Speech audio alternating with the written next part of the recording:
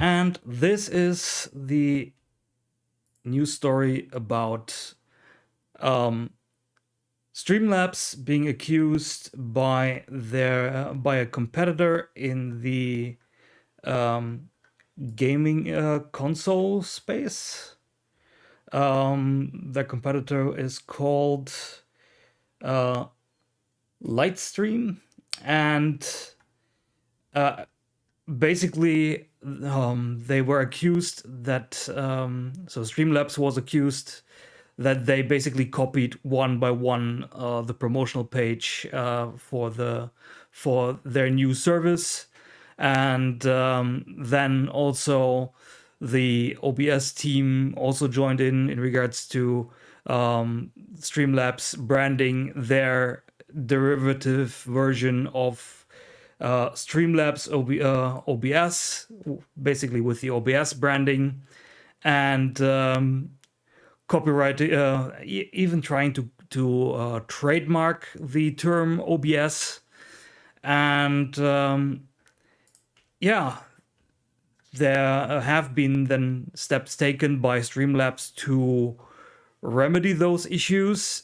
But the reason why I am interested in talking about this topic is more in regards to the whole discussion in regards to open source, because practices like Streamlabs has been doing is sadly not that uncommon, not only in the open source space but also in other commercial areas. Was a bit blatant how they did it. You could have done it more subtle, and it would have not been as trouble arousing as it was in this case. But especially for open source projects, very often projects are used or forked, and no credit is given, and basically open source projects or open source software as something that you can do anything you want with without asking permission, and without giving credits. And of course, legally that's not right, and of course morally that's not right. And this is a discussion that we should be having as a society nowadays in that space of because open source software has become so fundamental for